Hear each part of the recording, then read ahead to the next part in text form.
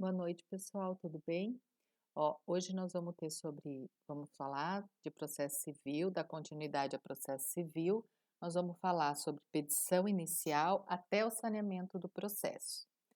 Eu já deixei a doutrina sugestiva para vocês lerem e gostaria também que antes desse vídeo vocês lessem os artigos do Código de Processo Civil sobre isso, tá? Então vamos lá. A petição inicial. A petição inicial, o que que ela é? Ela é a concretização do direito de ação pelo autor. Ela é onde inicia o processo, aonde o que o autor busca como direito, ele estará sobre a jurisdição, estará a ser definido. Aí nós temos os requisitos da petição inicial. Quais são os requisitos? Primeiro, o juiz a quem ela é dirigida. Qual a competência? Onde eu vou ingressar a minha ação? O nome das partes e as suas qualificações. Os fatos e os fundamentos jurídicos disso.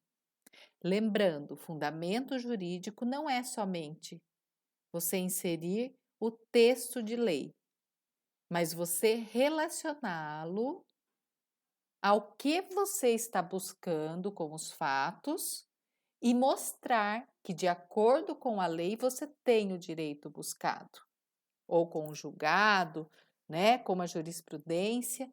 Então, não é somente inserir, né, o fundamento jurídico. Depois, os pedidos, requisito da inicial. E lembrando, os pedidos não são intrínsecos, eles têm de ser expostos, né?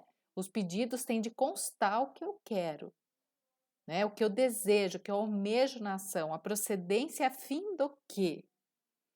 Depois, as provas que se pretende produzir, outro requisito, o valor da causa, a opção de realização de audiência de conciliação ou mediação, a juntada dos documentos e lembrando que o essencial é o mandado do advogado, né? O mandato do advogado.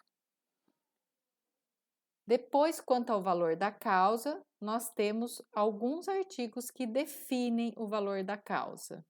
Por exemplo, em uma ação de cobrança, o valor da causa é o valor principal, mais a pena, mais os juros de mora. Sobre uma discussão de um ato jurídico, é o valor do ato ou da parte controvertida. Vou fazer uma revisão contratual. Então, eu vou o quê? Ou o valor contratual ou da parte controvertida. Dos alimentos, o valor da causa, 12 vezes o valor mensal.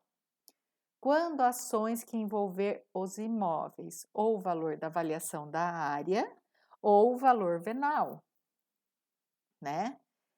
Vamos supor, eu vou entrar com uma adjudicação compulsória. Eu coloco o valor venal? Não. Qual o valor, ou a adjudicação compulsória? Sim, o valor venal. Vou entrar com uma alienação judicial para ser feita, se não houver um acordo, uma venda via leilão. Eu vou entrar com o valor venal? Não. Eu vou entrar com o valor da avaliação, para não haver perda aí. Uma indenizatória. O valor pretendido mais o dano moral quando houver, né? Eu fiz danos morais mais danos materiais em uma indenizatória. Eu somo os dois valores, discrimino cada um e ao final eu somo. Se houver uma acumulação de pedidos, a soma dos pedidos. Se os pedidos forem alternativos, o valor do maior pedido. Um pedido subsidiário, o valor do principal. Sempre. E as parcelas? Se eu estou pedindo as parcelas vencidas e vencendas, eu somo o valor das duas, tanto as vencidas quanto as vencendas, se houver, né? Esses valores já. Então, o que, que nós vemos dos pedidos? Eles são pedidos sempre certo, expresso, com algumas exceções. Quais exceções? Eles podem ser genérico, quando for ações universais, onde há a impossibilidade de uma delimitação exata. Se depender de um ato praticado pelo réu numa prestação de contas, ou se depender da avaliação de um bem específico ou de uma área, aí você pode fazer um pedido genérico. E quais pedidos estão implícitos, né, que estão no código? Juros, correção monetária, as custas, os honorários advocatícios e as parcelas vincendas. Esses são o quê? São os pedidos implícitos. Então, os outros todos têm de estar explícito lá.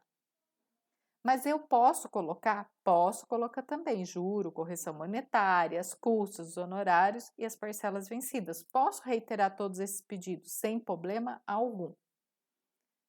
Tá? E o pedido quando ele é acumulado, alternativo e subsidiário? Primeiro, eu tenho uma acumulação simples, mais de um pedido sem depender um do outro. Peço um e depois peço outro, 2 pedidos numa mesma demanda.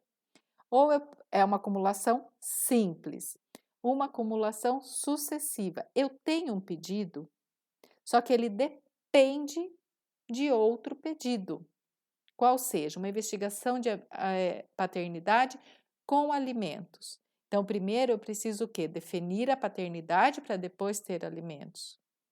Né? Se eu não consigo, se a paternidade não foi definida para aquele réu, eu não consigo o quê? Os alimentos. É consequência uma da outra, é sucessivo, um depende do outro.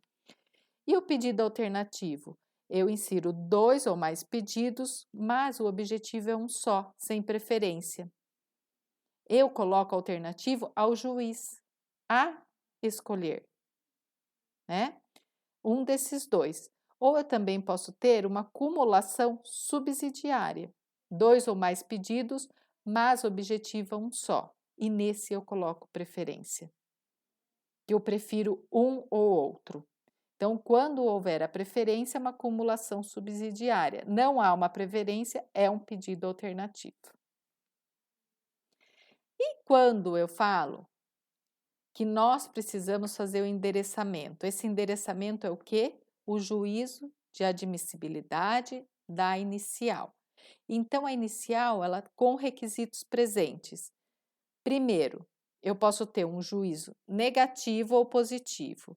O juízo positivo é quando o juiz determina a citação com audiência ou não. Então, ele aceita a inicial, deu o primeiro despacho positivo.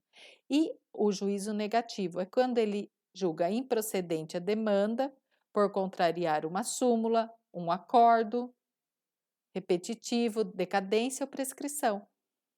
Que ele, tudo isso, ele já pode fazer de ofício, né? Então, aí o que eu tenho? Um juízo negativo, que é julgamento improcedente. Com isso, eu tenho os requisitos da inicial, depois vai ser analisado o quê? Inicial faltando os requisitos, mas eles são sanáveis. Então, o despacho do juiz vai vir o quê? Para sanar os requisitos.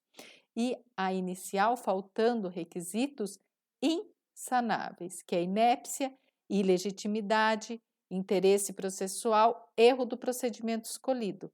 Essas ações, elas são o quê? Julgadas sem mérito. Então, eu posso fazer o quê?